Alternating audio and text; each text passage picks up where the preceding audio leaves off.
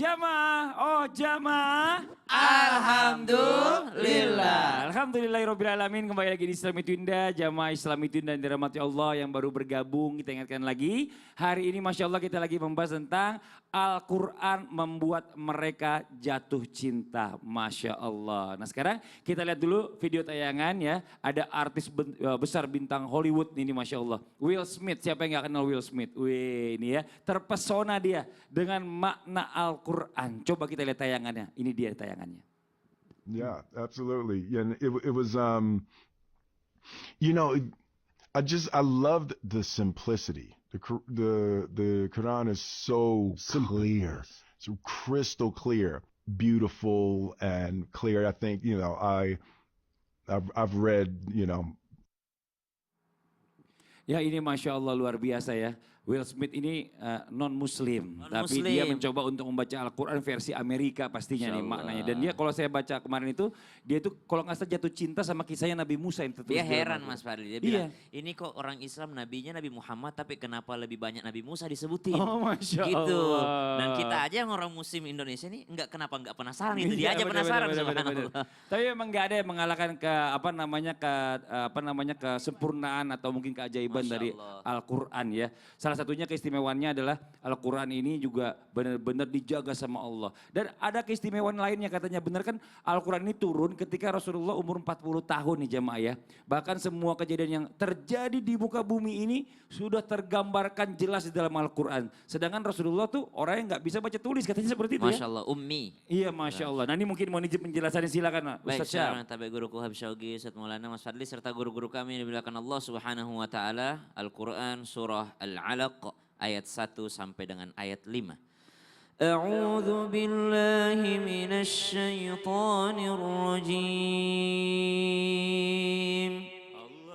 Bismillahirrahmanirrahim. Iqra bismi rabbikal ladzi khalaq. خلق الإنسان من علق اقرأ وربك الأكرم الذي علم بالقلم علم الإنسان ما لم يعلم. Al-Quran surah Al-Alaq ayat 1 sampai 5 yang disepakati para ulama sebagai ayat yang pertama kali turun ketika Nabi SAW sedang beruzlah, sedang menyendiri. Dan sebelum turunnya ayat ini memang Nabi SAW telah menerima mimpi-mimpi. Dan akhirnya dengan hobi yang diberikan Allah Subhanahu wa taala dan perasaan yang senantiasa ingin menyendiri oleh Nabi SAW, maka ketika berada di Gua Hira inilah turun daripada ayat yakni surah Al-Alaq ayat 1 sampai dengan ayat 5. Kemudian berbeda pandangan ulama tentang surah yang pertama kali turun. Ada yang mengatakan melalui jalur pendapat dari sahabat bahwa yang pertama kali turun adalah surah Al-Muddathir. Kemudian ada lagi yang mengatakan yang pertama kali turun adalah surah Al-Fatihah. Namun demikian ayat yang pertama kali turun yaitu surah Al-Alaq ayat 1 sampai 5. Maka dari sini kita mengambil pelajaran bahwa Nabi SAW di masa kerasulan Nabi SAW, diutusnya Nabi SAW di usia 40 tahun, di mana usia kedewasaan dimiliki oleh seorang baginda Nabi besar Muhammad SAW. Pertanyaan selanjutnya, benarkah Al-Quran telah membahas tentang prediksi masa depan atau memang kepastian masa depan? Jangankan masa depan yang ada di atas muka bumi atau di dunia ini, masa depan yang ada di akhirat semuanya sudah dijelaskan di dalam Al-Quran. Bahkan banyak sekali ayat-ayat yang membicarakan tentang hari kiamat. Mulai daripada membicarakan tentang ruh manusia, dicabutnya nyawa manusia. وَالنَّازِعَاتِ غَرْقًا وَالنَّاشِطَاتِ نَشْطًا. Lalu kemudian manusia tersebut dimasukkan ke dalam kuburnya ataupun ke alam barzakh. Rabbi laula akhartani ila ajalin qarib fa asaddaqa wa akum minas salihin. Ketika berteriaknya orang-orang berada di dalam kuburnya dengan mengatakan, ya Rabb bangkitkan kami kembali. Kemudian ketika orang tersebut berada di padang mahsyar, kemudian berada daripada titian siratal mustaqim, kemudian berada di pengadilannya Allah Subhanahu wa taala, itulah masa depan yang diceritakan oleh Al-Qur'an. Belum lagi masa-masa yang ada di atas muka bumi ini di mana Allah Subhanahu wa taala telah memberikan pernyataan kepada kita semua berupa daripada ayat-ayatnya tentang bagaimana itu tembok Dzulqarnain, bagaimana itu Ya'juj Ma'juj, bagaimana itu Nabi Isa Al-Masih akan turun di atas muka buminya Allah Subhanahu wa taala, bagaimana munculnya fitnah yang sangat besar yaitu fitnah Dajjal. Itu semua sudah dibawakan oleh Al-Qur'an dan itu tidak mungkin karangan dari baginda Nabi sallallahu alaihi wasallam. Itu adalah wahyu dari Allah Subhanahu wa taala. Makanya pada saat mereka berada di sisi Nabi SAW mungkin masih banyak yang menganggap bahwa ini adalah cerita bohong atau dongeng semata dari Rasulullah. Akan tetapi semakin berjalannya waktu semakin terbukti bahwa Al-Quran itu bukan buatan manusia. Allahumma rahamna bil Quran. Dan semua tertera di Al-Quran. Bahkan banyak orang yang belum mempelajari Al-Quran dan membahasnya. Ratusan tahun kemudian bahkan ribuan tahun kemudian baru orang bilang, iya ya ada di Al-Quran. Makanya tadi kita bahas Will Smith sedikit tentang Nabi Musa, tentang Fir'aun yang ditemukan di dasar laut. Subhanallah, itu sudah semua di Al-Quran. Ya, makasih banyak Ustaz Syam, jazakallah khair ilmunya. Nah sekarang kita lanjut lagi buat jamaah Islam itu yang ada di rumah. Waktunya kita memberikan kesempatan buat jamaah yang di rumah untuk bertanya. Dari mana? Dari sosial media. Kalau gitu kita masuk dulu ke segmen Tanya Dong Ustaz. Kami semua tanya dong Ustaz. Oke langsung aja kita masuk ke pertanyaan yang pertama dari @Azura Pramita. Assalamualaikum, tanya dong Ustadz. Waalaikumsalam warahmatullahi wabarakatuh. Mau bertanya ke Ustadz Maulana. Wih, Masya Allah. Apakah boleh ketika membaca Al-Quran yang kita baca suratnya hanya itu-itu aja? Misal ya, yang surat favorit saya Al-Waqiah. Karena saking suka dengan makna dan keistimewaan yang terdapat di surat tersebut. Boleh gak sih kayak gitu Ustadz? Nah, mohon izin Ustadz Maulana. Baik, izin Habib dan Ustaz Syams. Bismillahirrahmanirrahim. Assalamualaikum warahmatullahi wabarakatuh. Waalaikumsalam warahmatullahi wabarakatuh. Allahumma innaka aful karim tuhibbul afwa fa'fu anna ya karim. Di bulan suci Ramadan ini Sahrul Quran, bulannya Quran. Sahrul Ramadan allazina unsila fil Quran udal linnas wa bainal wal furqan. Bulan yang Allah pilih untuk menurunkan awal turunnya Al-Quran. Semua kitab-kitab diturunkannya di bulan Ramadan. Tapi ketahuilah, awal turunnya Al-Quran itu di bulan Ramadan. Dan Al-Quran turunnya berangsur-angsur, tidak sekaligus. Untuk apa? Supaya mudah dipelajari, mudah dipahami, mudah diamalkan, tidak sekaligus. Jikalau ada orang membaca Al-Quran sesuai dengan kesukaannya, aku favorit banget dengan ini, maka itulah bentuk kemudahan Al-Quran. Makanya kita dulu waktu kecil kalau belajar Al-Quran langsung diajarkan juz ammah.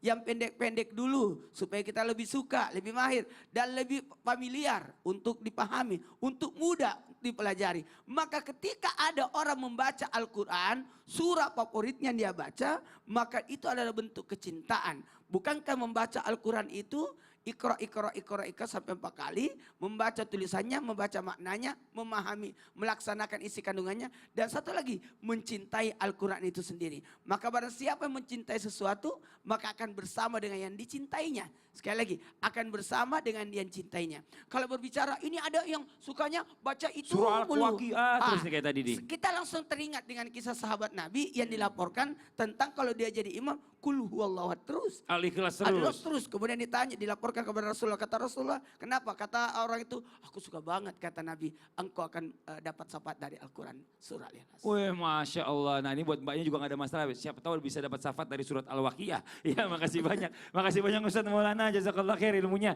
Nah kita lanjut lagi ke pertanyaan yang berikutnya ya. Ini dari Instagram. Arumi Nahasa Rezeki. Wah, Nasa Rezeki. Pertanyaannya, Assalamualaikum, tanya dong Ustadz. Waalaikumsalam warahmatullahi wabarakatuh. Mau bertanya ke Habib, boleh ya? Habib, aku bingung deh, sebetulnya tujuan kita membaca Al-Quran itu selain untuk menghatamkannya dan mendapatkan pahala apa lagi sih? Tapi apakah enggak percuma jika kita sudah mengatakan Al-Quran, mengumpulkan pahala tapi ucapan dan perilaku kita masih tidak bisa terjaga. Nah ini Masya Allah. Bagaimana Bib ini penjelasannya? Silakan Bib Fadl Bib. Masya Allah. Yang namanya Al-Quran, tujuan Al-Quran itu selain dibaca, tujuan utamanya adalah hudal linnas. Tadi sebagaimana dibaca ayatnya oleh guru kita tercinta Ustadz Maulana, semoga beliau panjang umur, sehat afiat. Syahrul Ramadan alladzi unzila fil Qur'an hudal linnasi wa bayyinatin minal huda wal furqan. Diturunkannya itu Al-Quran di bulan suci Ramadan, hudal linnas, untuk petunjuk segenap manusia. Wa bayyinatin minal huda wal furqan, dan juga pembeda mana yang hak, mana yang batil, mana yang baik, mana yang buruk. Maka kita jadikan Al-Quran itu pedoman buat kehidupan kita. Baik kehidupan kita di dunia maupun nanti untuk kehidupan kita kelak di akhirat.